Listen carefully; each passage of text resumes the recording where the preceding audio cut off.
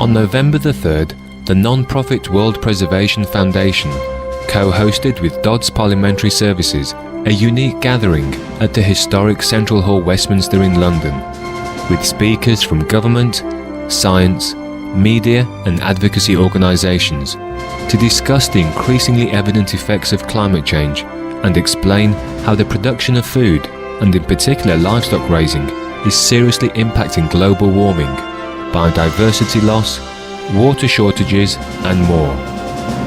Leaders Preserving Our Future, Pace and Priorities on Climate Change was attended by experts and dignitaries such as the Duchess of Norfolk, High Commissioner for Antigua and Barbuda, Dr. Carl Roberts, Dr. Esther van der Voort, a representative from the United Nations Environment Programme, and the ambassadors of such countries as Russia, Bolivia, Nepal and others. The highlight of the afternoon was the presence of Supreme Master Ching Hai, who delivered a message via video on solving the large environmental crisis of concern in the meeting, as well as urging leaders and co-citizens alike to make courageous, earth-saving changes.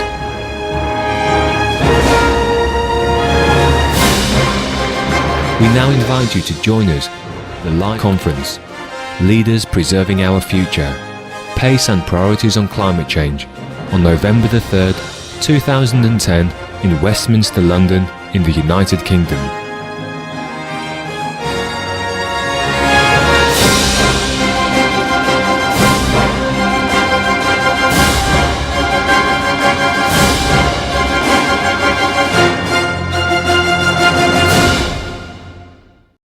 So, just to welcome you all to today's conference, Leaders Preserving Our Future, Pace and Priorities on Climate Change, which is jointly organised by Dodds and the World Preservation Foundation. And we really are delighted to have you here, particularly in the circumstance. This conference has been organised with a very specific aim in mind.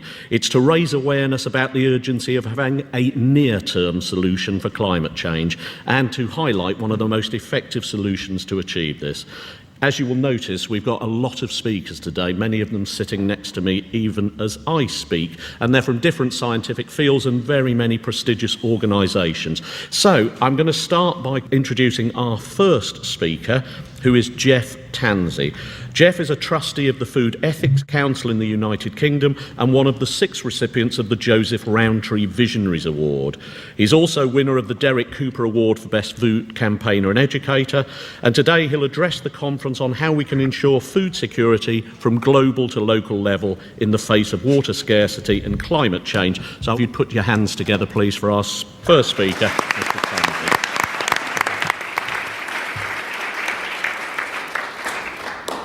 Right, thank you. Good morning, ladies and gentlemen, and thanks to the Foundation for the invitation to speak here. The Food Ethics Council is an independent charity that seeks to put ethical thinking at the heart of our discussions on food. And that means looking at social justice and fairer decisions within the framework of the bigger picture.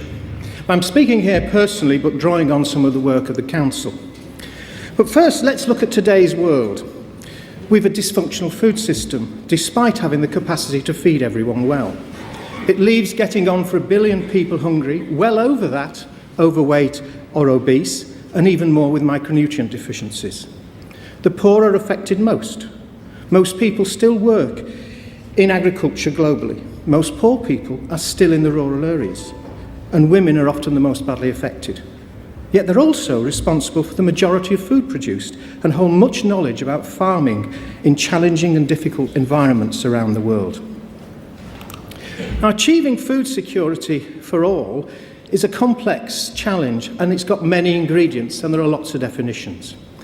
After the first world food crisis in the 1970s, the focus was on grain reserves, as this quote illustrates. Now, this broader definition from the FAO summit in 1996 is usually linked to thinking about food security in terms of 3 words: accessibility, availability, and affordability. But it actually neglects how food is produced and distributed and the sustainability of that. Some more recent thinking looks at sustainable food systems where you're very clear about what the goals are. It includes the 3 A's, but embeds them in systems that are sustainable and resilient. Increasingly, however, peasants' movements seek food sovereignty, which adds who has what power and control in the system into the equation. Now, achieving food security requires action from the global to the household level. It also means that no one suffers fear and anxiety about where and when the next meal will come from and is confident of that continuing. And that's a confidence that climate change could shatter for all of us. The long-term worst-case scenarios see farming becoming impossible in many tropical latitudes, failing monsoons in India, loss of the Amazon rainforest, widespread desertification in Africa and elsewhere, leading to population movements the like of which we have never seen. The best single way of dealing with these is not to go there, to change our practices now before it's too late. The least bad scenarios suggest major disruptions in key producing areas, yield declines in many areas in the tropics and surrounding temperate areas, with perhaps some advantage to the higher latitudes. All see a loss of biodiversity and agricultural biodiversity. Now, these trends are often talked about in terms of 2 to 6 degree average rise in temperature, but this really is misleading. For climate change will, indeed is already, destabilising weather patterns, leading to more and more extreme events of increasing intensity, from floods, as we saw recently in Pakistan and Thailand, which will be exacerbated for coastal areas, and we're in one, looking at the Thames, as sea levels rise with melting ice caps and glaciers, to winds and droughts and fires, as we saw in Russia recently. Now, these extremes will make harvests less predictable. If several coincide in one year, they may lead to major food shortages of core commodities and huge price rises. Price fluctuations and rises will indeed already have been compounded by competition over scarce resources, using land for agrofuels and commodity price speculation, as we saw particularly in 2007 and 8, when over 100 million people were driven into hunger and governments fell. Now, although the poor and most marginalised are the first to suffer from climate change, it will affect everyone, including us here, and push food prices up and disrupt supply chains. Now, we need to meet these challenges in ways that embed social justice into the heart of our approach. Otherwise, it will fail.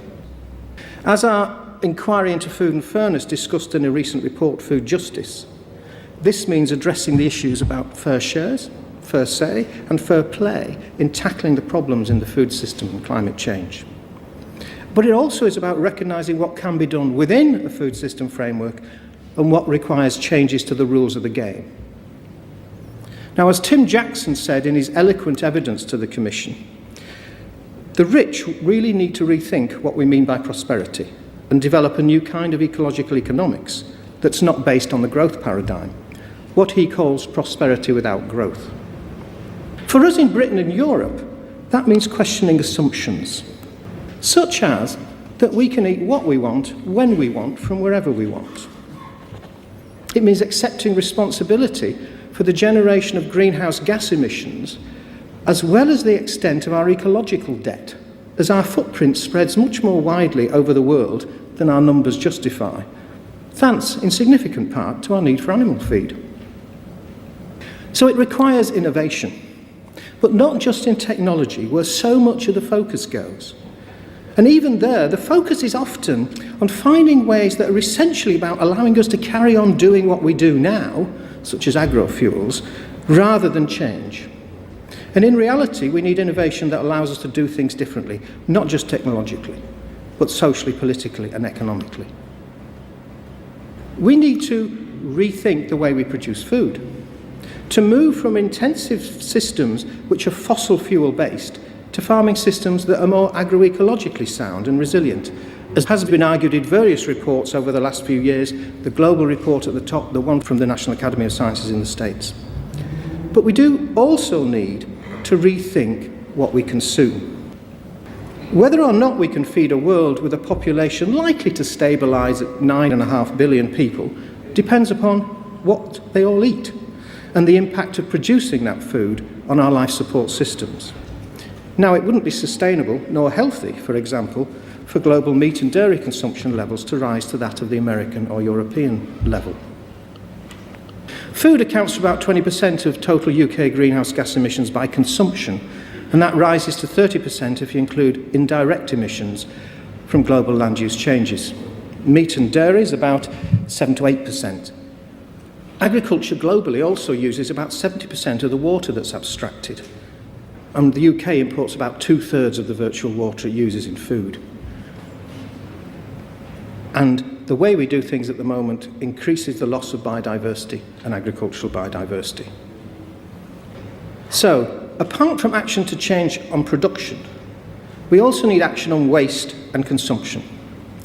To reduce the waste built into systems through the standards and production processes and supply chains, to the waste that occurs domestically and in catering. Now, the Food Ethics Council, along with WWF, has been looking at consumption of meat and dairy, because this is a significant part of our greenhouse gases in the UK, and you'll hear more from WWF this afternoon. And our latest report is actually out on Friday. Now, the work focused on consumption-related emissions because a production focus ignores the emissions that arise when production is done abroad, so-called offshoring. Now, one essential in this is dialogue with the producers, so that they are able to engage with and see the calls for eating less meat, for example, as an opportunity in developing a more equitable, resilient and sustainable food system. The producers can also give the practical insights of the perhaps unintended consequences of different policies. So I think we need to see this as a time of opportunity as well as danger, if we are to avoid in the future the sense of déjà vu I get today when I look back at the world food crisis in the 70s, as this quote illustrates when I first started working on food policy. We actually need creative solutions from the bottom up, within enabling frameworks that do not disadvantage the poor. Now, food is a lens through which to look at the problems we face. It connects peoples, and it's an opportunity because it's something that everyone needs. And it's a way of helping people understand both the importance of dealing with climate change and the things that can be done about it. And the way we deal with food links sustainability, health of people and planet, and social justice, and that includes gender equality. And I look forward to hearing more detail about the other areas as we go throughout the day. Thank you very much.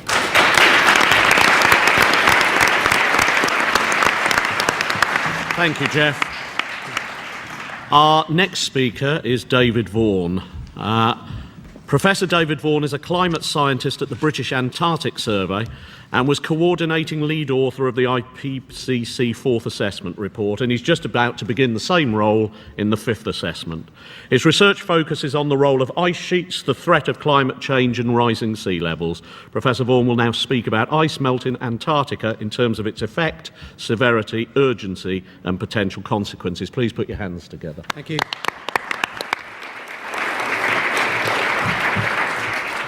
Thank you very much. I speak today as a working scientist rather than a representative of the IPCC, but I do have those roles that were pointed out. Sea level rise is somewhat the poster child of climate change, partly because people can really understand quite simply what the impacts are. That's actually an illusion. Some of the impacts are quite subtle and difficult to understand, and we're going to talk about some of those in this talk.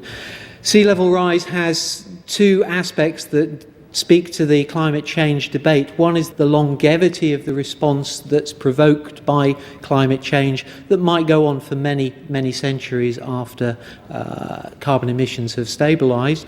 And the other is that there is really no going back, that once sea level rise begins, then it is here to stay for a considerable period. And the only rational response in the short term, let's say less than 200 years, is adaptation.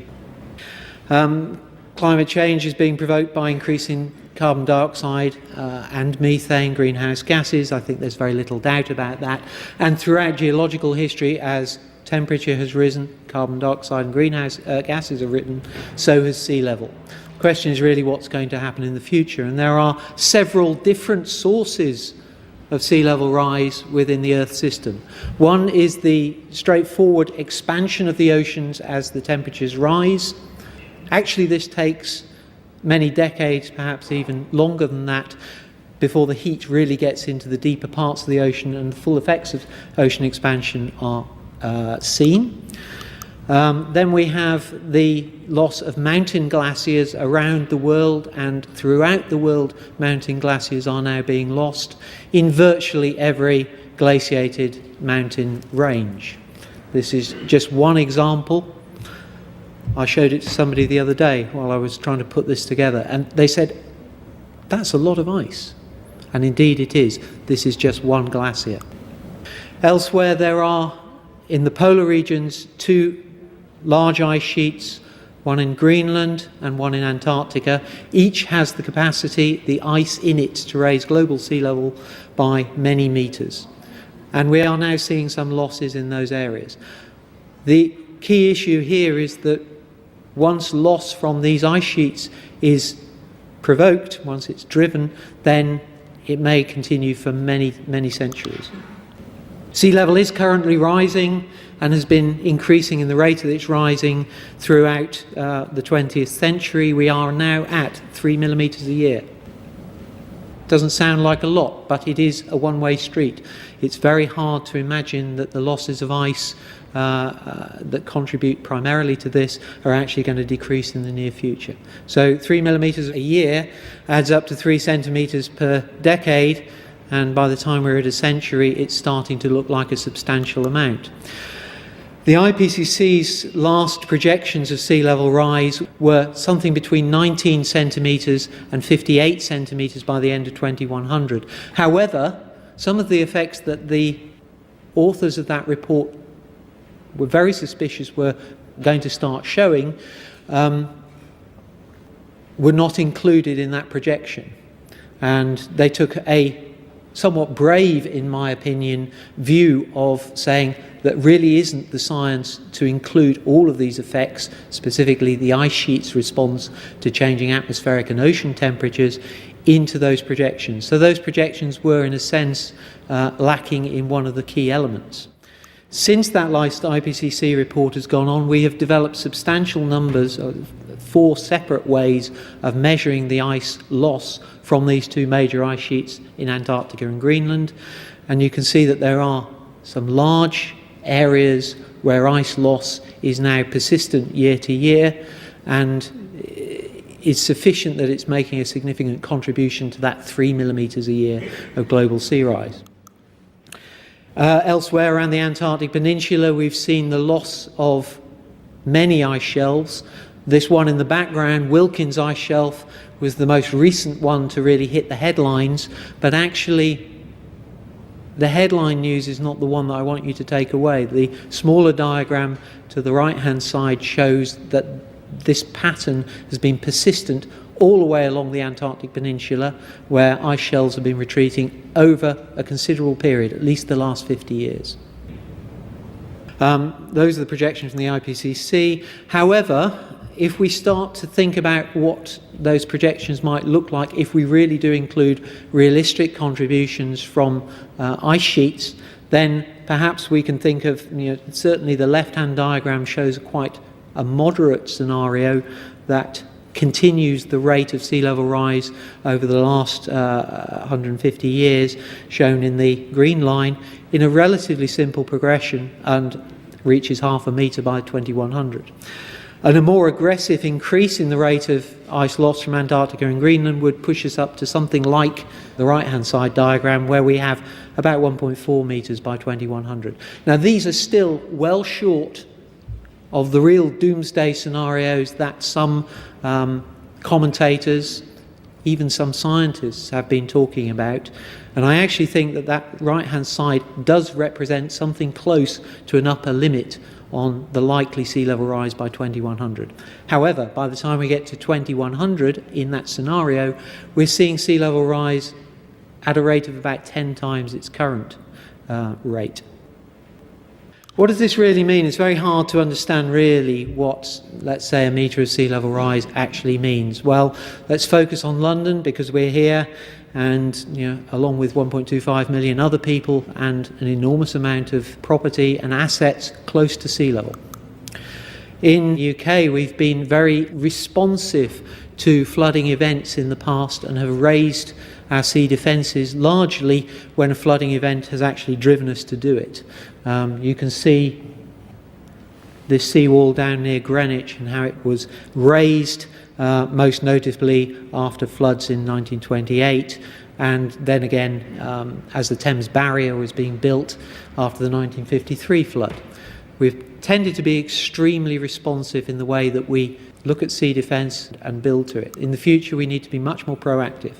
The building of the Thames Barrier and its potential replacement in the next few decades is actually a bit of a triumph, and actually what I need to preface what I'm going to say next is that the Environment Agency actually has a very sensible and forward-looking plan to protect London in the future. And what's it trying to protect against? Well, if we look at the storm statistics gathered over the last 100 years or so, then we can project what we believe is likely to be the 1 in 1,000-year storm height, something over 6.5 metres, the 1 in 100-year storm height, and the 1 in 10-year storm height. Now you can see that if we raised global sea level by 50 centimetres, remember that's actually a fairly moderate range, we shift this axis along the bottom so that the 1 in 100-year storm surge is now equivalent to what was the 1 in 1,000-year storm surges. Another 50 centimetres of sea level rise, and that 1 in 1,000-year storm surge, when the Thames Barrier was built, will now start to come every 10 years. So we would really, under that scenario, have to consider a substantial raising of Thames protection, sea defences. Looking more globally, we have enormous sea level populations now living close to coasts and in vulnerable areas, and already about 10 million people a year are affected by coastal flooding. That might go up naturally without sea level rise to something like 30 million a year by mid-century. If we have a substantial sea level rise on top of that, then we could easily double that. This is enormous numbers of people suffering from coastal flooding every year. Obviously, in developing countries, there are significant issues associated with survival of coastal populations. And we tend to think of the developing countries as uniquely vulnerable to this. In many ways, our developed cities and developing countries have actually developed to the state that they've lost their adaptability. And this is a picture of New Orleans after Hurricane Katrina. I'm not saying that global change caused Hurricane Katrina or even indeed the flooding here. However, it's fairly clear that with sea level rise in the future, more events like this are likely to occur and with a greater frequency. So, what's the role for science now? Well, I think we have got past the point where scientists really should be issuing warnings of drastic climate change and really looking to our role of what we can do to help society come to terms with this. Indeed, in sea level rise science, I think we have a great role in improving the quantification of risk, improving the basis for sea defence planning on that relatively short time scale of, let's say, 100 to 200 years, support for coastal adaptation, where defence is not the only answer, and the avoidance of unwarranted expenditure or expenditure that is too soon. Good predictions allow you to time the expenditure of sea defence infrastructure much more effectively. And finally, we have a role in contributing towards a fuller evaluation of the long-term impact of climate change on the planet and the commitment to long-term sea level rise that will continue even after carbon dioxide emissions have stabilised. European Union is funding at the moment a substantial programme with 24 institutes across Europe to contribute towards sea level rise projection, and this is my project that I'm leading at the moment. Thank you very much. Thank you.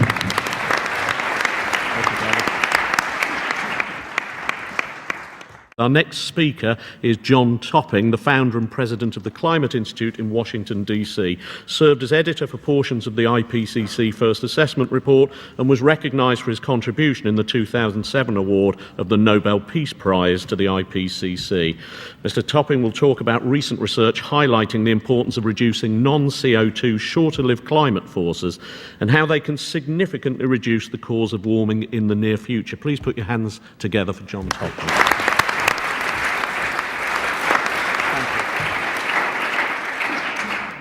Thank you very much. Dr. Vaughan's presentation, I think, underscored the urgency of acting, and what I'm going to do here is pick up on something where I want to compliment the World Preservation Foundation and DODS for their prescience, really, in a couple of regards. One, of focusing very much on the role of agriculture and food systems, really, in the whole climate issue. This has really tended to be underplayed very much in most of the discussions. And also on recognizing the importance of moving on or shorter-lived greenhouse gases, things other than carbon dioxide. Not that we don't want to move on carbon dioxide, but if we wait and we focus only on carbon dioxide, all the worst things that were projected by Dr. Vaughan on the high end would probably happen. And it's one of the reasons why Micronesia, one of the very vulnerable island countries, has really been very active in the UN in pushing for action on black carbon.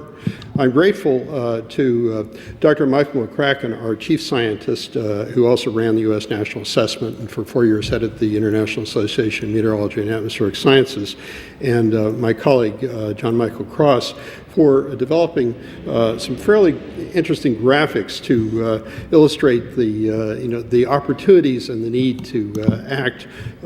First, you'll see using the business as usual scenario. BAU essentially is what happens if you don't have climate conscious policies, but you assume a certain amount of natural energy efficiency that would happen with the development of the world economy.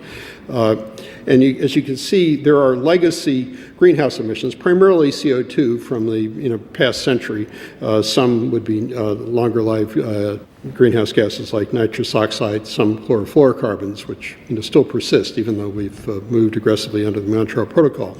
There would be rapid increases under business as usual in CO2, but also from methane, which would be associated both with agricultural activity and energy activity, from tropospheric ozone, which is essentially a product of a variety of carbon monoxide, methane, hydrocarbons in the presence of NOx, essentially creating something that is dangerous both to human health and to agricultural crops. It's what we tend to think of as smog in urban areas and so on. And then some other greenhouse gases, nitrous oxide and a variety of others here. Black carbon is something that really was ignored largely in the climate debate until the last couple of years. It's probably where we can make the biggest difference in the near term. I mean, this is essentially soot, and, particles that are a great danger to human health.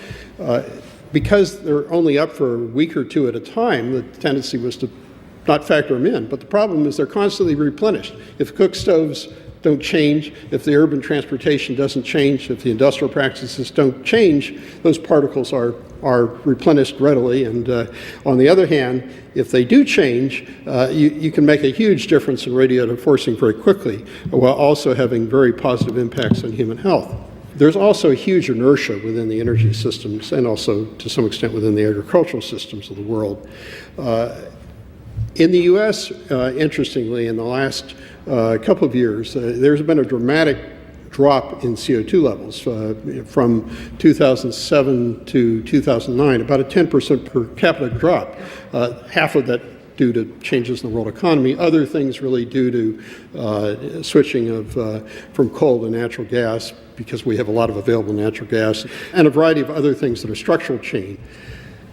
We have a couple of practical problems with the greenhouse system right now, the trading systems formally. In the formal system, 1 ton of methane is equated to 22 tons of CO2. But the practical problem is if if we're concerned with the very dangerous things that could be happening soon, we probably ought to have a much higher valuation for methane. I mean, many of these tipping points are really likely to happen in the lifetime of many of us in this room, not in 2100.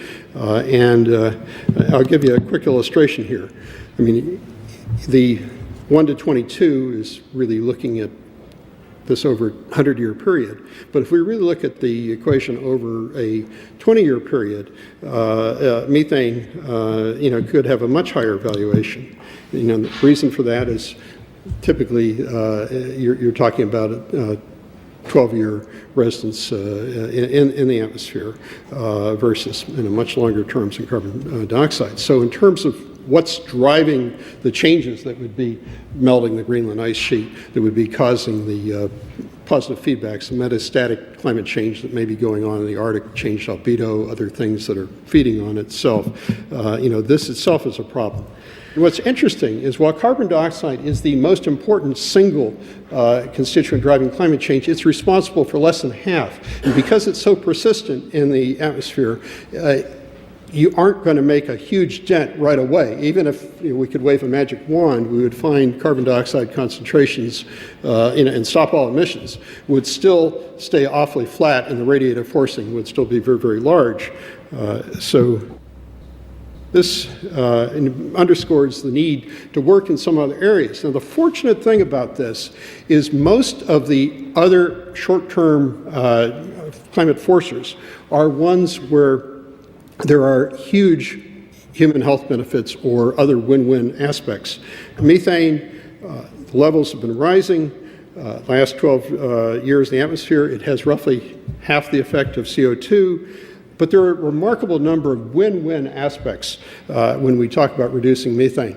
Coal miners' safety from draining of methane that would be responsible for explosions, harvesting energy from gas pipeline leaks, from avoiding flaring, landfill methane in the agricultural area, improved animal husbandry, and moving to a more plant-based diet, which would reduce both CO2 and methane basis, and probably doing that primarily on a health basis. Now, black carbon plays a couple of important roles. It's only up for a short period of time, but it's constantly replenished. It has a warming effect that's roughly 55%, according to the better science on this, I think, is the Ramanathan Carmichael science of CO2, and that doesn't even include calculating the albedo effect, where in the Arctic it plays a much larger role, and in the Himalayas as well. They're potentially impairing water supplies. But it has huge impacts on human health, and that's perhaps the key to being able to get aggressive action on this. Now, the regional effects of this are quite large.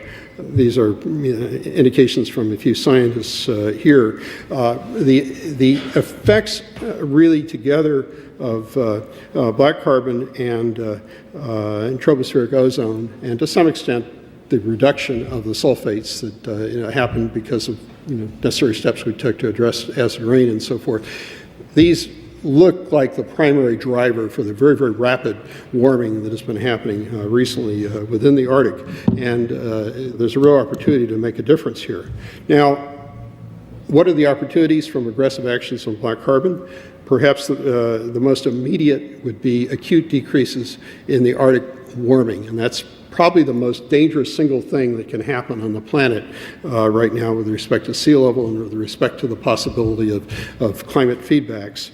But it also has the ability to cut down substantially the nearly 2 million lives, about 1.9 million from cook stoves, about 85% women and children, and outdoor air pollution, which kills about another 800,000 worldwide. So this can go ahead aggressively, and at the same time, it yields very sizable climate benefits. What's interesting is if we assume, for example, a 50% reduction by 2050 across the board, including CO2, and an 80% reduction by the end of the century, this is how things would break out.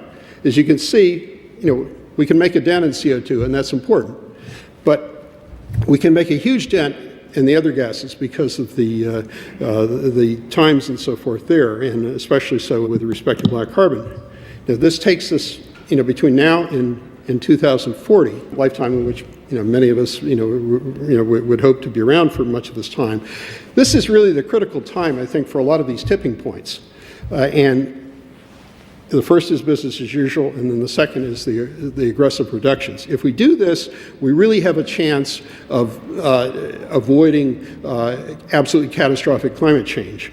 Right now, the two most interesting efforts underway are clean cook stove efforts. The UN Foundation and Shell Foundation and others have worked very much on this, where the primary motivation is really saving people's lives, but at the same time there will be real benefits to the climate. In Manila, there's a fascinating effort underway right now involving an Australian firm that is retrofitting jeepneys, working with the Jeepney Owners Association, using voluntary emission reduction credits.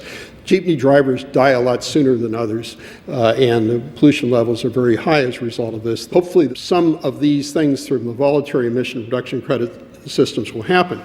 Now, at the same time we move on black carbon, it's important that industrial countries have to move aggressively on it as well. In the industrial countries, we can strengthen diesel standards, and we're starting to do that. We can also take off-road vehicles or retrofit some of the older vehicles that don't meet the standards, increase industrial energy recycling cogeneration, which harvests both CO2 and also additional particulates, and then work aggressively through the Arctic Council on these areas. I would like to suggest is it's important to get consumer follow through on this. In Mexico, Crispin Tequel Interactive Network is pulling together a series of climate theaters like planetariums for climate education. There are now 3, there'll be about 11 by the end of the year. The first of these is the state of Puebla. The state of Puebla has become the first state in the world to move aggressively on black carbon, and I think that's important. We need this kind of action, and we really need to do this. Thank you very much. Thank you.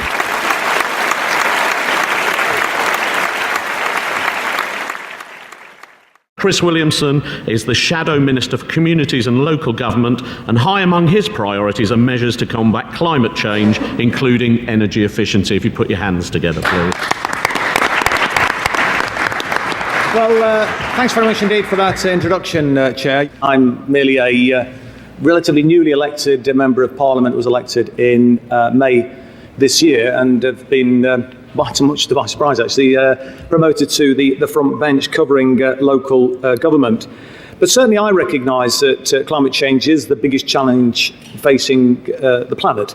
And as politicians, we've absolutely got to grasp that nettle. The problem is, of course, that politics, given the electoral cycle, is to a large extent based on short-termism, and it's the next election that people are most concerned about. And, you can have the best policies in the world on climate change, on social justice, on a range of different issues. But if you're not in power to implement those policies, then they are not worth very much in the end. So for me, I think the key thing has got to be to try and build a cross-party consensus, similar in a way, really, to the cross-party consensus that was developed on the welfare state and on the National Health Service.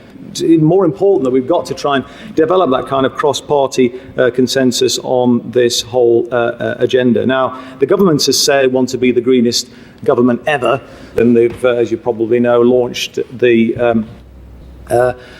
Green Paper on the Green Deal, and hopefully that will move things forward in terms of taking this agenda on.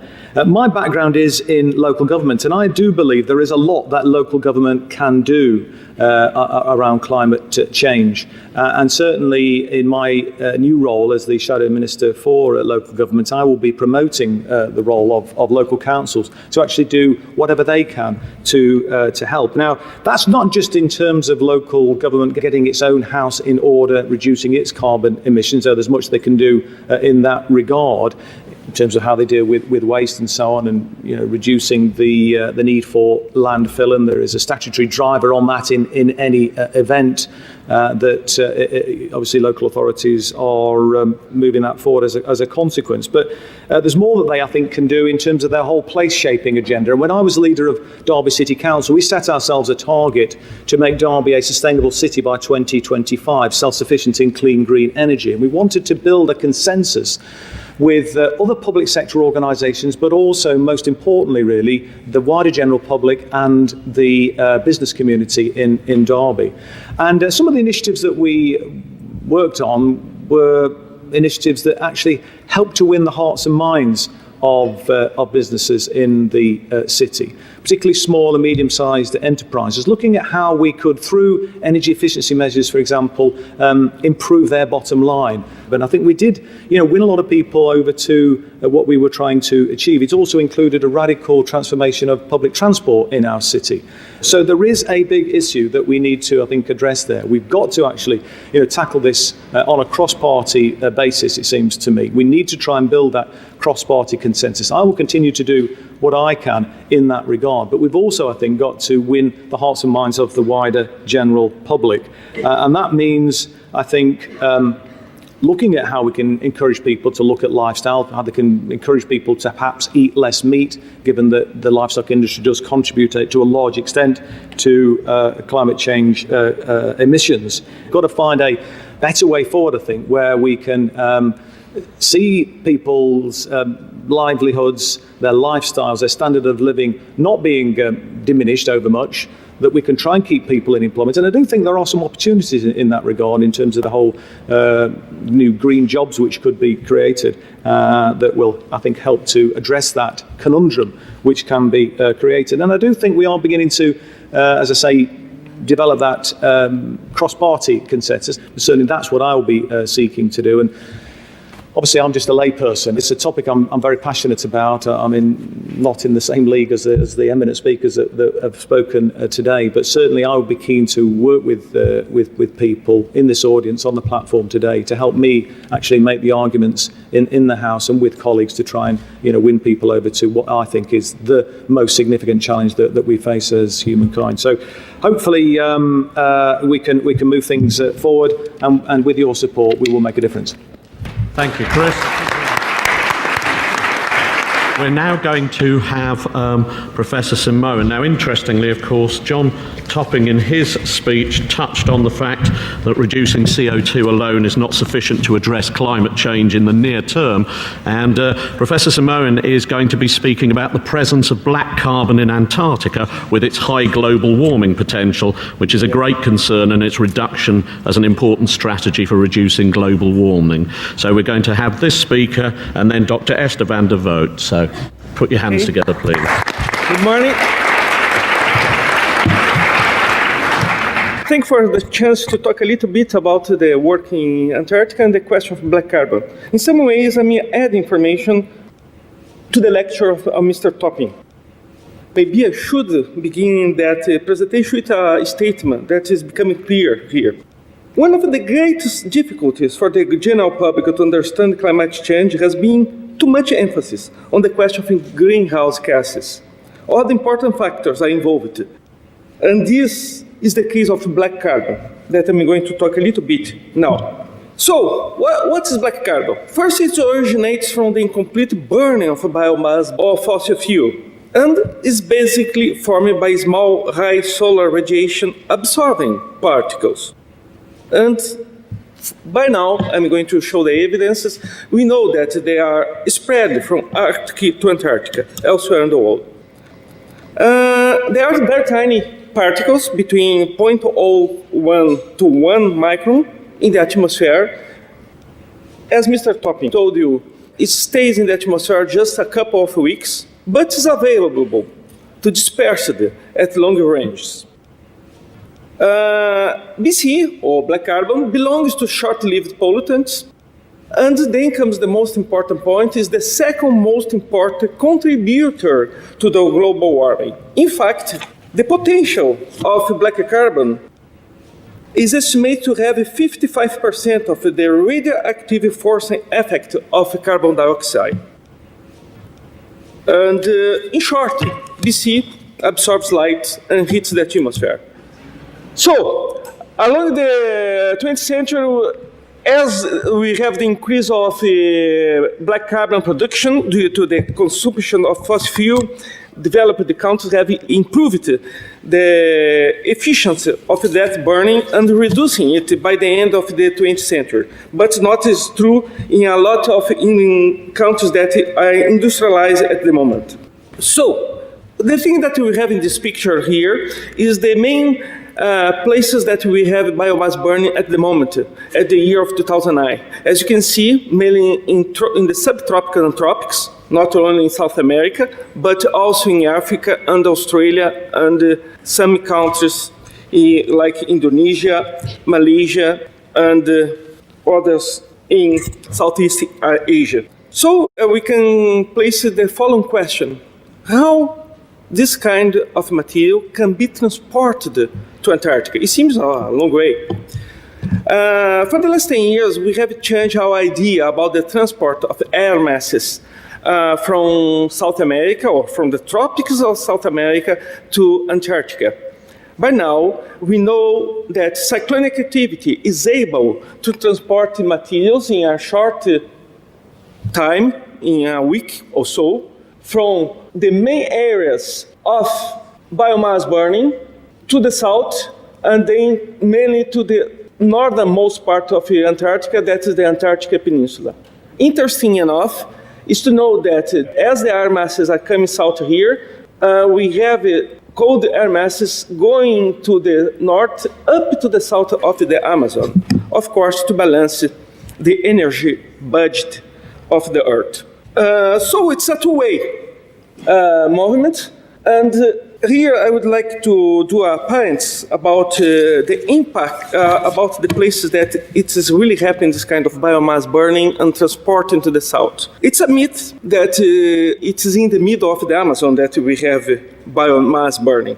It is happening, in fact, in the Brazilian savanna, known as Cerrado, and in the frontier between the savanna and the Amazon forest. It's really related to the expansion of cash crops and cattle farming, a point that should be considered in the discussions this afternoon. So, cold air goes to the Amazon forest and biomass burning products to Antarctica.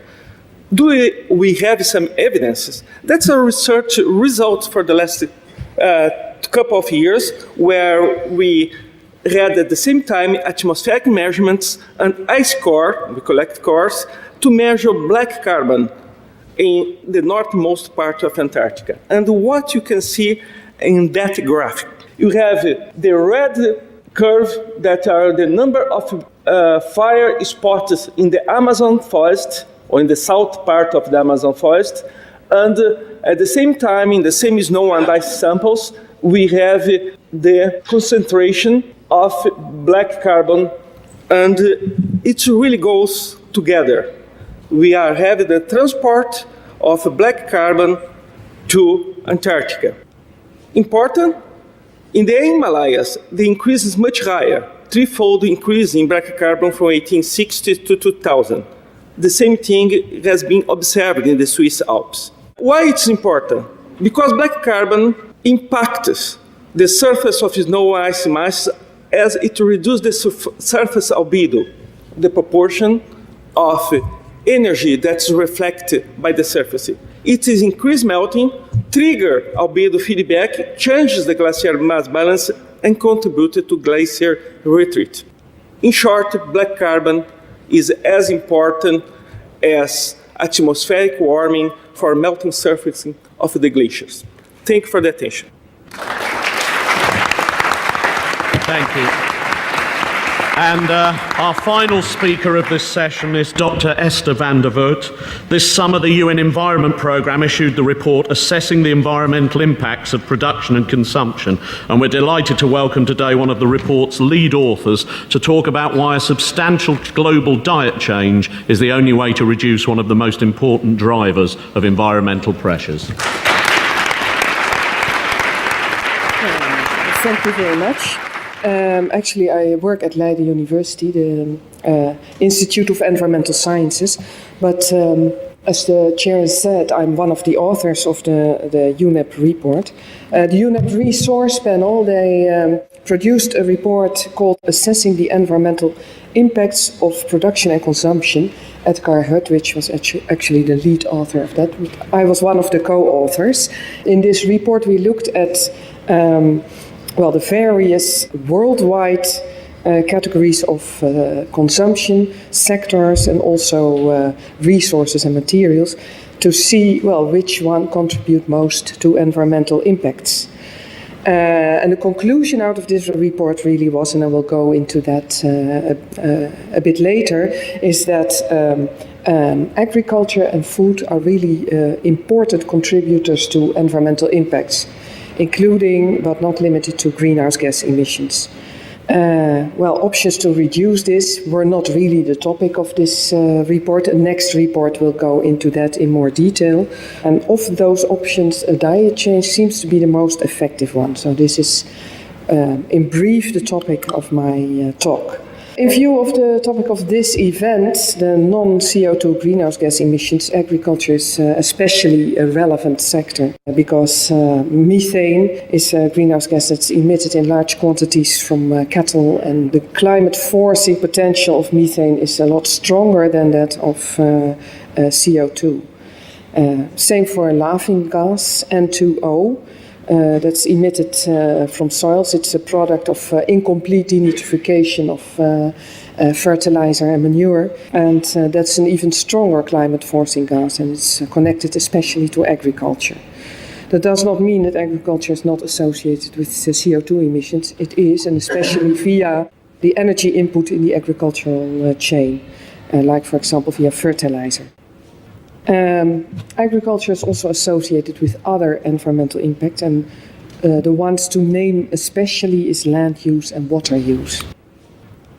This is one of the results out of the UNEP report. Here you can see the contribution of the various consumption categories to greenhouse gas emissions worldwide.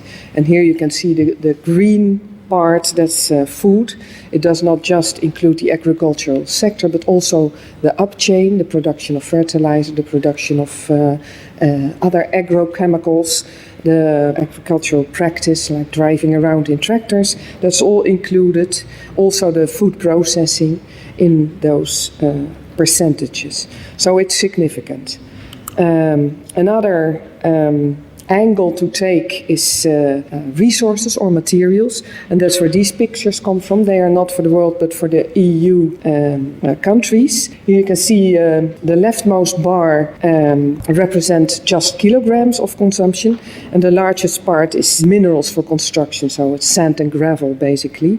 Agricultural materials you can see in the red and orange a little higher, the red one being the crops and the orange the animal products. But if you calculate not just the kilograms but the environmental impact connected to it, you can see the size of those different contributions of the materials change. For the global warming potential, you can see that the sand and gravel contributes almost nothing. But for agriculture, the bars are a bit bigger than in the kilogram ones. Land use competition, of course, agriculture dominates since it's by far the largest land user of the sectors. And then there's a human toxicity bar, and in the end, the rightmost bar represents all environmental impacts added to each other. And here you can see that agriculture, and especially animal products, contribute a lot. Now, if you look a little below that, this picture represents greenhouse gas emissions of agricultural products in kilogram CO2 equivalent per kilogram. So on the left, you see a lot of different crops, while on the right you see the animal products. And if you just look at it through your eyelashes, you can see that the greenhouse gas emissions per kilogram are a lot higher for these animal products than they are for the crops. And also you can see that there are a lot of differences. So one animal product is not equal to another one. These two pictures, the leftmost represents the worldwide consumption of different agricultural product groups. You can see the cereals on the left and the vegetables and fruit and then the oil crops. And on the right you have the animal products, meat, fish and dairy. In kilograms, the consumption is high for the vegetable products. But if you multiply that with the greenhouse gas emission per kilogram, you can see that they are almost equal. So although in kilograms the consumption of meat and dairy is less, in terms of their greenhouse gas emissions it's equal. How come? Well, one of the reasons for that is that in these calculations the upchain is included. So the greenhouse gas emissions for animal products are not just caused by the animal production sector, but they also include the production of animal feed and all the upchain processes that come before that. Well, summing up the evidence, so to say, we can see that agriculture is a large contributor to global environmental impacts, including but not limited to greenhouse gas emissions, and that the share of animal products in this is important and also is increasing. These are differences between the regions in the world in food consumption. You can see that the OECD countries, the rich countries, they consume the most animal products. It's the brown and the blue bar, it's the meats and the milk. It's about half of the diet. In Russia and the former Eastern European countries, also a lot of meat is consumed. But if you look at Asia, it's a lot less. The contribution to the total food package of milk and meats is a lot less. Partly this has to do with welfare, with how rich people are, but not completely. If you look at this one, you see that within those regions in the world, there is a huge variety in the amount of meat that's actually eaten. Even in the OECD countries, it varies from 140 kilograms per capita to 20 kilograms per capita. So this is a huge difference, and you can see similar differences in the other regions of the world. So on the one hand, it shows that diets are really sort of independent of income, of welfare. On the other hand, it also gives the message that you can be rich and have a lot of welfare without eating a lot of meat. And you can see also in the richer countries that it becomes fashionable to have more vegetarian aspects in your diet. So that gives some hope that actually something can be done about it. Thank you.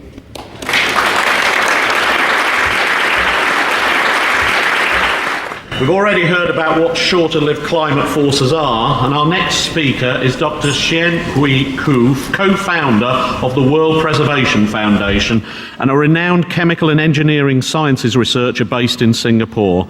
Dr. Ku's main research areas are life cycle assessment of greenhouse gases and the carbon footprint of food, bioenergy and strategies to reduce global warming. Today she'll be talking about the structural causes of non-CO2, shorter-lived climate forces. Please, would you put your hands together whilst holding your cups for our next speaker?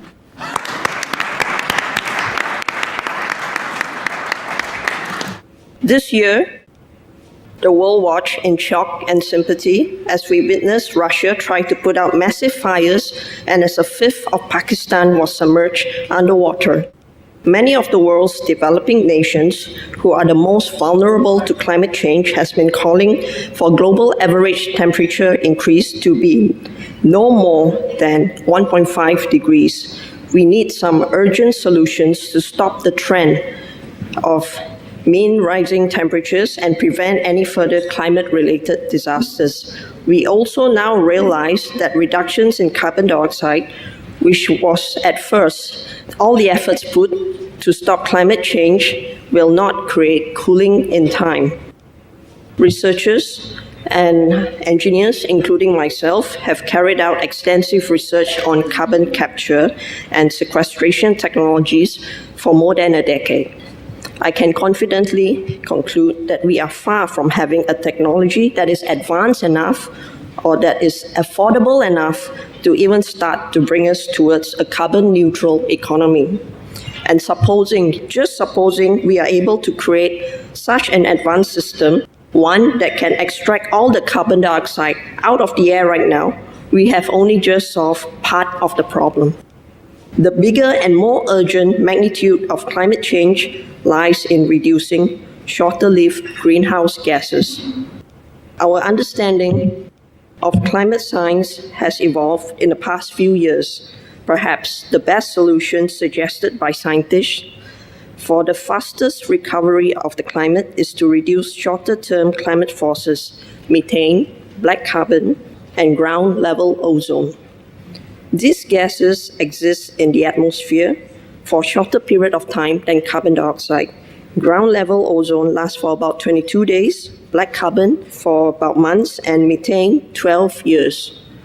Reducing these shorter-lived climate forces can lead to immediate climate benefits because the Earth's climate system responds quickly when these pollutants are removed from the air. And one of the most powerful ways of bringing these emissions down is through dietary changes. According to the UN, the primary source of human-caused methane is livestock. From these charts, we can see that in the United Kingdom, 43% of methane emissions come from livestock, and in Brazil, 75%. There are suggestions to capture methane and convert the gas into bioenergy. Unfortunately, this approach has to be applied in closed factory farms to make it easier to capture the gas from animal waste.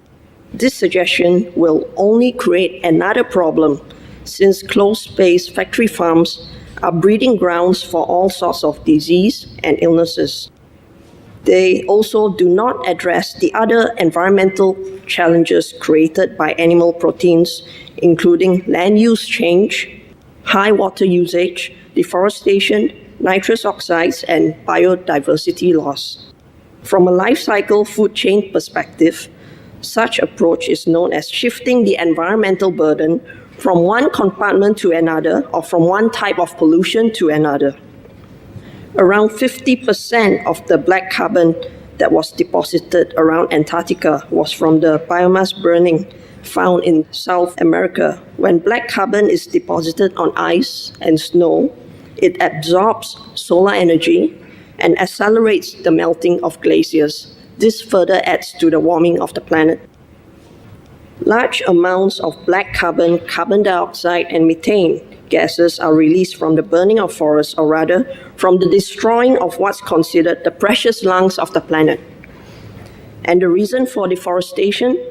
To create land for cattle grazing and for growing soya directed to feeding these animals. It has been estimated that cattle ranching is the cause of between 70 to 80% of deforestation in the Amazon. We can clearly see by now that the livestock sector and dietary patterns are key contributors to a range of critical environmental problems we face today. If these non-carbon dioxide gases continue to be emitted, the ecosystem of this planet that has supported life for eons of years is on the brink of spinning out of control. The logical, simple, and practical solution to reduce methane, black carbon soot, and ground-level ozone pollution is to shift away from animal farming or to shift away from meat-based diet to an entirely plant-based diet. Plant-based proteins offer a wide range of environmental benefit from every angle of its life cycle perspective, from farm to food. A single-level food chain in place of a double-level food chain have the advantages to reduce pollution, free up land for restoring the forest, offer health benefits, and ensure food security. The Netherlands Environmental Assessment Agency reported that based on a diet with no ruminant animals, the cause of climate change can be reduced by 50%. However, by switching to a diet with completely no animal products, including no fish, the cost of mitigating climate change will drop by more than 80%. We are facing a whole spectrum of problems caused by climate change, from atmospheric emissions to water stress and contamination, and from food shortage to rising health costs. Solving each and every one of these individually will cost a lot of time and a lot of money. One simple step solution that is affordable to everyone and doable is to switch from a meat-based to a plant-based diet that will in turn resolve many of the other associated problems at hand. Each and every one of us contribute to climate change, including myself. But we can also be the ones who control climate change. Eating plant-based foods is something that is easy to do and have a very significant positive effect. The World Preservation Foundation is calling for the support of everyone to control climate change by increasing plant-based meals in our diet. Thank you.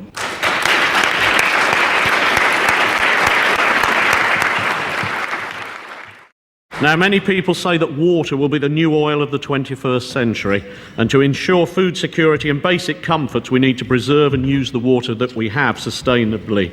Professor Arjen Hoekstra is the Professor in Water Management at the University of Twente in the Netherlands and co-founder and scientific director of the Water Footprint Network. And he'll talk about his pioneering work in the water footprint of our daily consumer goods, including why meat is driving water scarcity. Thank you very much. Everybody knows carbon footprint, but who does know water footprint? I will try to explain in this talk what is water footprint and how it also relates to energy and our diet, our daily commodities. And I will put a bit of a focus on the UK, because we are now in the UK. I come from the Netherlands. But actually the numbers are often very similar in other Western societies. I speak on behalf of the Water Footprint Network, which is a network of partners around the world from different sectors, including large companies, governments, international organizations like UNESCO, FAO, and also large NGOs like the World Wildlife Fund and the Nature Conservancy, etc., etc. So this is a very multi-sector international organization aiming at sustainable, equitable and efficient water use throughout the world by awareness raising, by using the water footprint, and particularly in the end by aiming at governments setting water footprint reduction goals, just like with carbon footprint. And not just governments, but in the end also companies, so that companies deliver products with low or even zero water footprint. First of all, I will say very briefly something about actually what is water scarcity, what is water pollution for those who are not aware of that. I will explain the water footprint of a few daily commodities, focus on meat and bioenergy, and finally see what we can do. Signs of water scarcity are everywhere, although living in the UK you may imagine what do I have to do with water scarcity. Actually, this is your water scarcity. This is in Spain.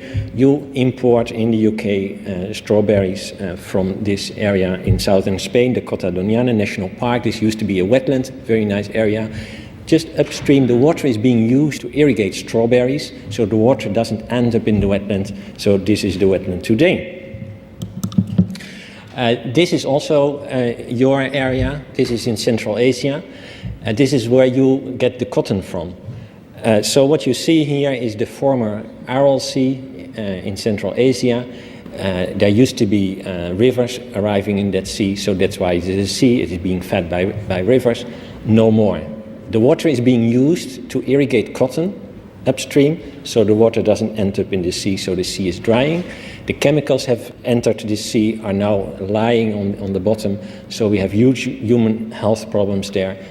Then this is humid. It's in Brazil, in the Amazon forest. This is where your meat comes from. Your meat comes from the UK, yes, but the animals, they have to eat, and they eat the soybean from Brazil, partly. So the water footprint of your meat is over here. So the green water, the water that is coming from the rain, is being used here not to sustain a rainforest, but to sustain your meat consumption. It takes about 30 million cubic meters of water per year to produce soybean in Brazil for export to just only the UK. And this is about equivalent to 500,000 Olympic swimming pools. So this is the amount of water being used over there to get you the meat you like. or maybe not you personally, but in the UK. Then apart from water scarcity, we have water pollution. We have the water pollution from the industries, we have the water pollution from the households, but we also have the pollution from agriculture, which is often much more difficult to handle because it's what we call diffuse pollution. And it ends up in the groundwater and the surface water system. The pesticides, the fertilizers, the nitrogen, the phosphorus, and they cause huge water pollution problems in our water bodies. And in the end, they affect biodiversity, they affect human health. The water footprint of the average consumer in the UK is not at home. So forget about this water-saving toilet. Forget about this shower head. It's not where you save the water. Don't believe that you somehow contribute to reducing your water footprint substantially, because the water footprint is in the supermarket. If you go to the supermarket, then it's where you determine what is your water footprint. Your water footprint is invisible. It's what you buy, the food you buy, the cotton you buy, etc., etc. 3,400 liters per day is the water footprint of the average UK citizens related to the consumption of agriculture products. It relates to 150 liters per day at home. So this is really small water use at home if you compare to the water use elsewhere. But actually, it's much more interesting because it's not just outside your home, it's outside your country. Because 60 to 65% of your water footprint is not in the UK, it is elsewhere. It is in the Cota Doniana National Park in southern Spain. It is in Central Asia, in Uzbekistan, Kazakhstan. It is in Thailand for the rice. It's in Ghana for the chocolate. It's in Brazil because of the soybean for the meat. So these places that we know from the news, the water scarcity, water pollution, they are your places. This is where your products come from and where your footprint lies. Technically, we distinguish three components. We have a green water footprint, which relates to the volume of rainwater evaporated. We have the blue water footprint, which relates to the volume of surface or groundwater consumed. And we have the grey water footprint, which refers to the volume of water being polluted. So we have developed very strict mechanisms to calculate those footprints so that there is no confusion about precisely what it means if we say the water footprint is 100 liters per day. The water footprint of the UK citizen can be shown on a global map as shown here. So the intensity of the blue color shows the amount of water use in those different places in the world, the amount of water use for making products that are being consumed in the UK. So we did this kind of analysis for all countries in the world based on models to estimate the water use in agriculture, but also in industries and households, and based on trade statistics, of course. And here you immediately see where are the hotspots of the UK water consumption. If we just look at this slice of bread, which is a typical Dutch slice of bread, it's 40 liters of water to make that. So you can hardly imagine it, but it's a lot of water. But it continues. If we look at other products, like tomato, it's 180 liters of water. And we know tomatoes do have a carbon footprint, like in the Netherlands, where they are grown in greenhouses. It costs a lot of energy to warm these greenhouses. So the tomatoes have a carbon footprint, but they also have a water footprint. In the Netherlands, they have a high carbon footprint, not so big water footprint actually. But if you go to Spain, it's exactly the reverse, because we don't have this huge energy import into tomatoes as we have in the Netherlands. We have a high water footprint in Spain because there is no water, so it needs to be pumped from the groundwater surface. So this also shows that sometimes there is to be made a trade-off between carbon and energy, because sometimes the carbon footprint of a product is really a concern, other times it's the water footprint. And even one tomato from Spain cannot be compared to one tomato from the Netherlands in this respect. We need to know, in fact, what are we eating and what is the underlying water footprint. If you look at a cow, then it's 3 million, and this is a global average, I have to emphasize, 3 million liters of water to make this cow. And this is not because the cow drinks such a lot of water. No, actually, 99% of the total water footprint of the cow refers to the water needed to make the feed of the cow.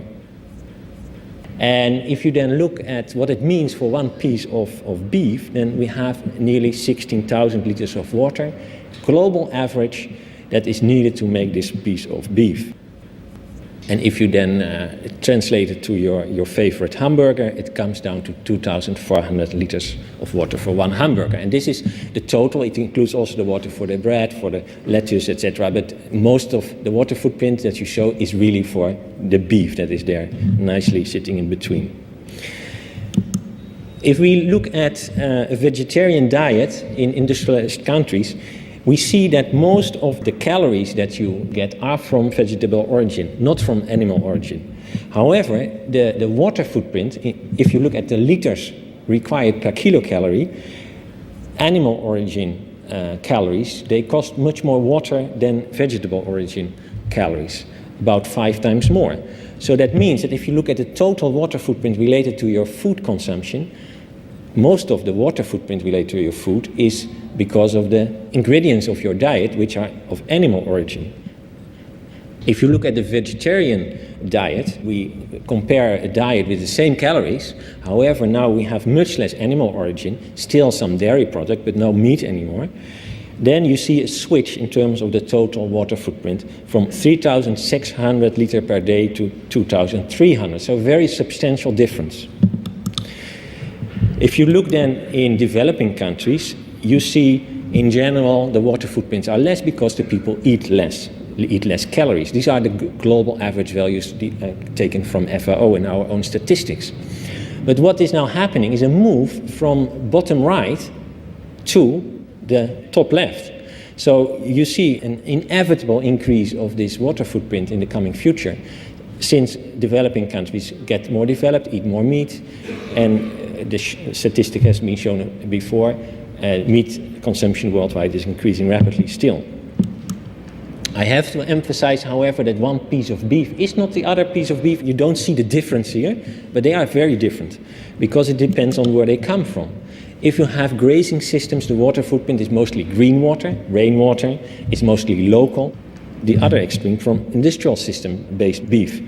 The water footprint is not only green, but partly blue. This is water taken from surface water. So this leads to groundwater levels decline. This leads to rivers becoming emptied. And often it's not local, but far off in water-scarce areas. This was about meat, but let's look at bioenergy.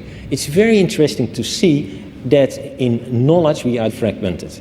So there are people knowing about energy and there are people knowing about water. Same in our policy. There are people responsible for water policy, there are people responsible for energy policy. And these people somehow never talk and definitely they don't understand each other. So what you see is that in the water sector, the developments are such that every liter of water being supplied is becoming more and more energy intensive. So solving the water problems is possible, but it will cost more energy per unit of water because the water is pumped deeper, it's taken from further away, large infrastructure projects to supply water are being installed, desalination is being promoted, it costs a lot of energy. So the water sector is becoming more energy intensive. The energy sector, on the other hand, is becoming more and more water intensive because the energy sector tries to become more sustainable. And what is now a nice solution is bioenergy. And bioenergy is precisely that type of energy that is going to create a large water problem in the future. And this is what you see here. The water footprint of bioenergy is huge. There is no way to ever replace in a substantial way fuels, fossil fuels, by biofuels. Just forget about it. It's impossible to think about the amount of land and water we need to make all that biofuel. And having said that, I have to say there is much difference, of course, because the sugar beet differs usually from jatropha, which is another crop on the right. So there are big differences still. If we go into biofuel, then have a careful look on what kind of source we use and how water efficient is that. So what we see here is an interesting picture that if we are going to drive on bioenergy, we use a lot of liter of water per kilometer, passenger kilometer. Always much more than if we walk or if we bike. And of course, we should invent certain forms of of transport that are more efficient than walking and biking, not less efficient. If you look at wind energy, if you look at solar energy, then the amount of energy per kilometer is much less. So this is the direction we should take. So what can we do? Companies can at least adhere to certain shared terminology and calculation standards. In 2011, February, there will be the new global standard on water footprint assessment. And what is very important is that companies give product transparency so that we know at least what we are buying. That we have benchmarks so that we know what direction we can go. And finally, quantitative footprint reduction targets throughout the supply chain. Governments, they can of course look at their own organizational water footprint, and as I said before, we need that coherence between water policy, energy policy, but also obviously agriculture policy and even trade policy, etc., etc. So to kind of summarize, stop the waste of blue water, we can simply go to zero blue water footprint in industries by recycling. We can, by using irrigation techniques better than before, reduce the blue water footprint easily globally by 50%. Make better use of green water so we don't need to have the blue water anymore. And reduce the grey water footprint globally to zero by organic farming and in industries by just no pollution, recycling. I would like you to refer for more information to the Water Footprint Network website, which is waterfootprint.org. You can download all kinds of publications over there. And finally, I would like to invite you to go there to calculate your own water footprint. Thank you very much.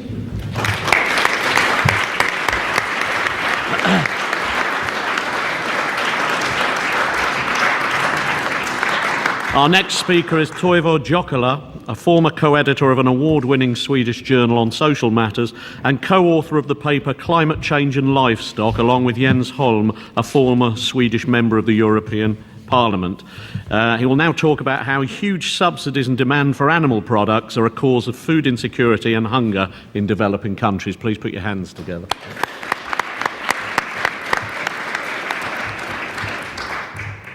Yeah, and here you have the web address to the report, and as you can see, it has been translated into several different languages.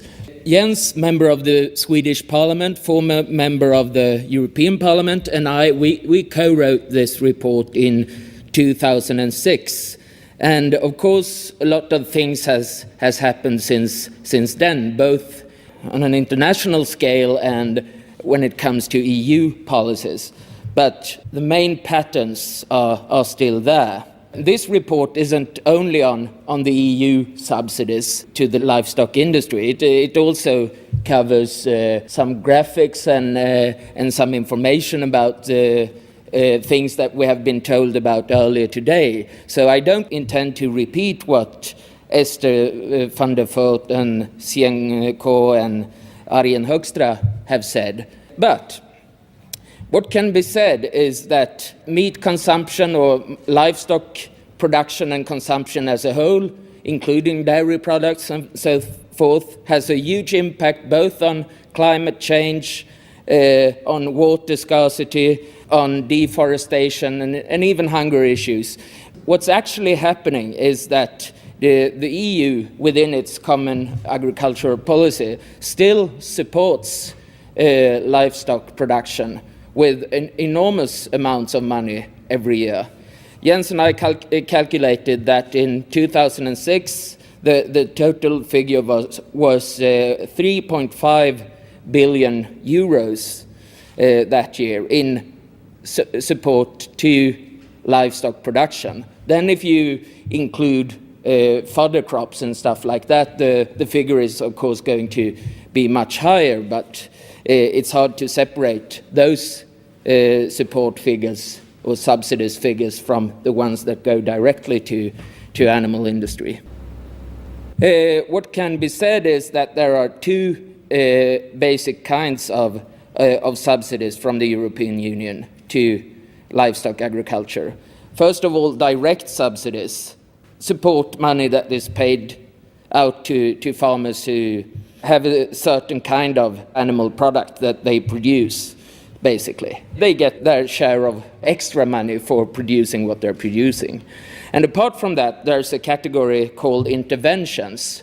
And this is a very special one. I don't know if you've heard of it before, but the basic idea behind that is that the EU gives money to farmers for storing the surplus of a given product at a guaranteed price. And this takes place independently of if it's an animal product or not, of course. But given the devastating effects of the increasing livestock production, it's quite remarkable that billions are paid every year to this.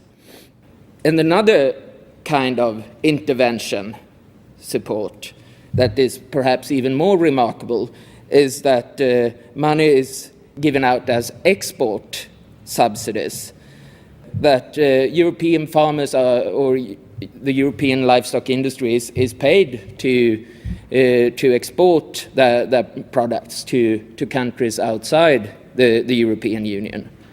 And this constitutes part of a quite remarkable negative trade spiral. If we take the country of Brazil, for instance, as it was mentioned before, Brazil is one of the world's largest importers of dairy products, and huge amounts of money are given out every year to support the export of, for instance, milk powder from the European Union to Brazil. And that makes, of course, these products cheaper than they otherwise would be. So it puts a downward pressure on market prices in Brazil and make it relatively more favorable for the producers in Brazil to produce for the world market than producing for the local market. You get the logic in that. And at the same time, as we've heard about, huge amounts of soybeans are produced in Brazil. Production levels between 1965 and 1997 increased by 50 times in that country. And a lot of this is exported as animal feed to the European countries. So this is like the quintessence of a devastating trade spiral. What can be said, of course, is that once upon a time there was a logic behind these subsidies to European farmers. It's basically some kind of post-World War II phenomenon where farmers got money in order to secure that there wouldn't be any food shortage in the near future. But this system has survived, and there is no tendency of removing it, although a number of politicians and officials, even ones that we interviewed in our report, say that these subsidies are going to be removed. But it seems to be a very long-term project.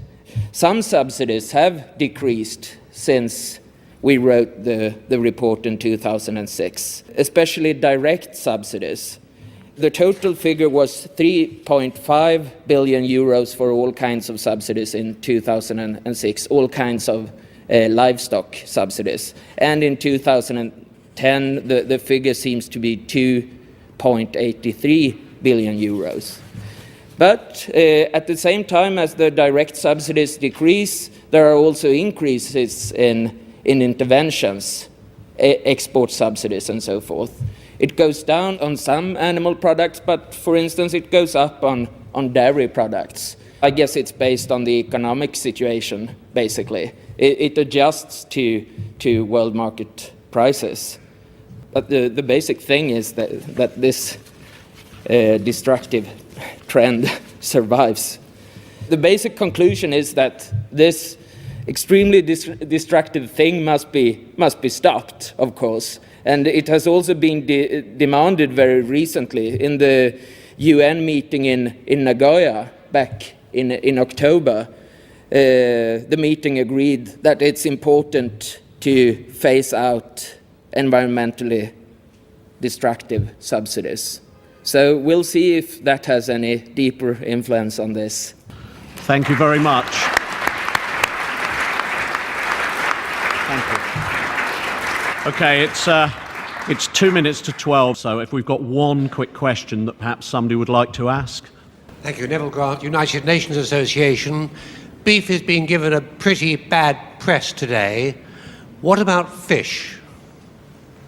It very much depends on what kind of fish, whether it comes from the sea or from the freshwater system, whether it is natural fish or from an artificial fish production system. Essentially, once we start going into really intensive fish production systems, we generally see the new problems popping up again, because also fish, they need to eat. And fish in artificial systems on land, they need to be refreshed with fresh water.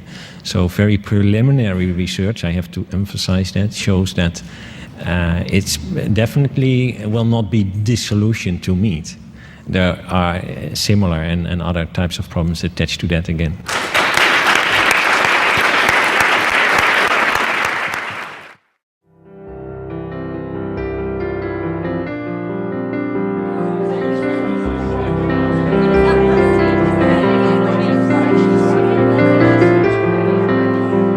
The most powerful thing I've learned today is a camaraderie that exists in the whole movement towards a meat-free society on planet Earth. That was one of the most wonderful feelings I had today. But apart from that, there was great evidence shown by really well-known scientists showing that these intellectual inspirations that I've known about for a long time, whereby I knew that, the eating of meat was destroying the planet. They exposed that to us in very clear scientific terms, and some of it was quite shocking. The thing I didn't realise is that dairy and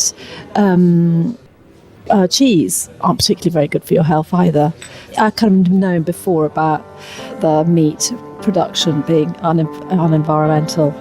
It'd have a huge impact if more people went vegetarian. I mean, everyone would be lighter and happier, and they wouldn't need so much medication, wouldn't need such huge healthcare. There's huge implications. And I think that the lady from America, Lisa Bloom, she's so beautiful and thin and lives on a vegan diet. If you've got a walking advert like that, it's whoa.